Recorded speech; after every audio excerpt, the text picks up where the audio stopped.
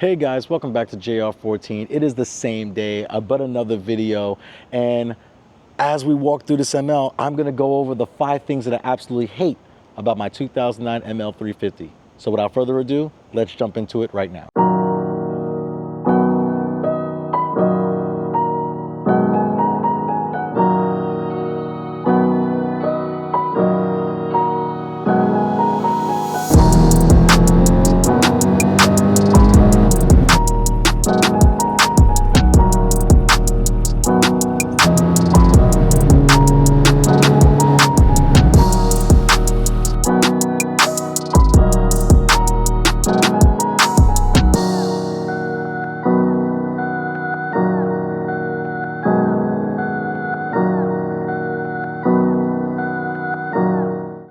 So with my ML back here, it's a great truck. It's fun.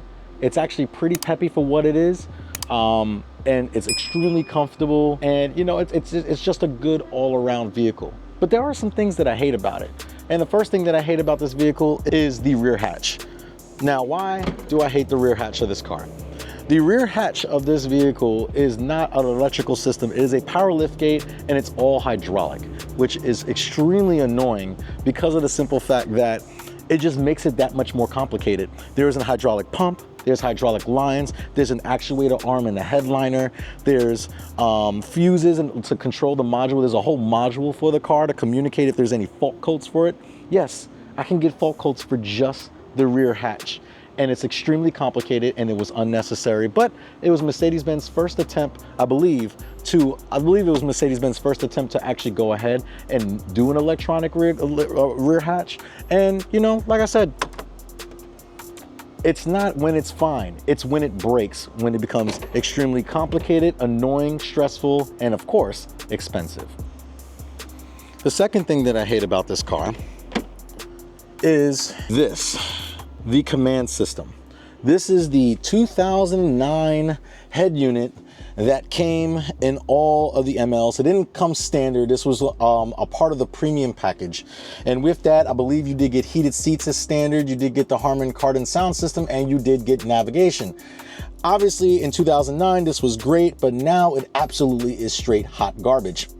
It does not work well. Obviously there's new roads that have been developed since 2009 and Mercedes does not, in my opinion, not even my opinion, I believe that Mercedes-Benz does not offer support for this anymore in terms of updates.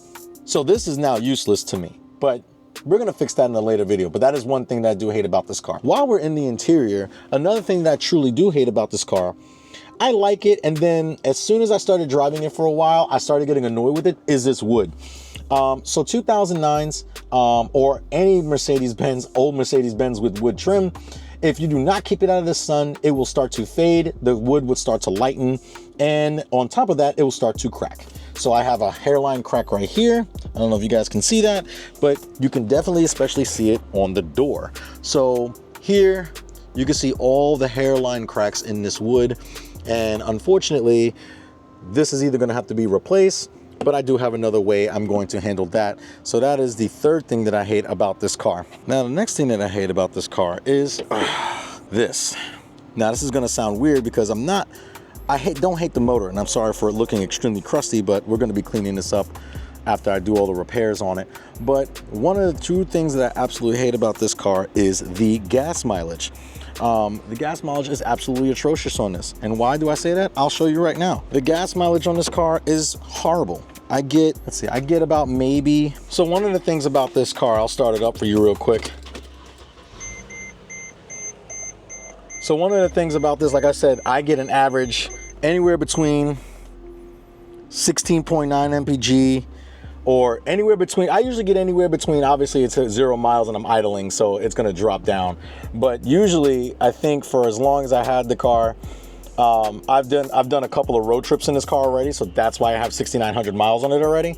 But I've averaged 19, which isn't terrible, but that in today's society is absolute hot garbage for the fuel economy. Now, it's not the car's fault. That's what the car did. I bought the car. I knew the car was gonna make that gas mileage. Obviously that's what the issue is, so it's unfortunate. Now, going back to the head unit for it, I'm not making this number 4 or anything like that, but I'm gonna go back. This does relate to the command system. Now, I do have Bluetooth streaming in this car, but it's only for phone calls. In 2009, the Bluetooth was only used for phone calls. I could not stream my music. So I actually do have a Bluetooth. The previous owner left like a Bluetooth module in here in the glove box to where I can sync to that and I can stream music to this. But that was not a standard feature on this car. It is an aftermarket piece that you can get for $30 on Amazon, and I can Bluetooth stream my music, thank God, because this thing's just hot garbage awful. It's just awful. I do not like it at all. And the last thing that I hate about this car is the transmission. Now, for all you Mercedes-Benz nerds out there, this is an electric shifter, which you push the brake in, you push up for reverse, down for drive, and push in for park. It's all electronic. The transmission is it's called the code for the transmission is called 722.9. It is a 7-speed automatic. The only thing I hate about it, I love the fact when you're chilling and it's smooth. So one of the things I don't like about this transmission that absolutely annoy me is that it just is just dog slow. And I can't get mad at that. It's just the time of this car.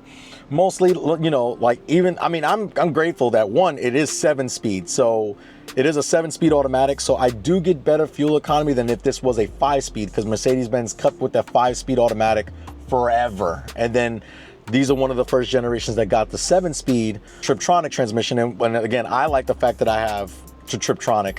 I have the shift paddles, the sport steering wheel, and the sport shift paddles. So that's cool. But the transmission just shifts godly slow.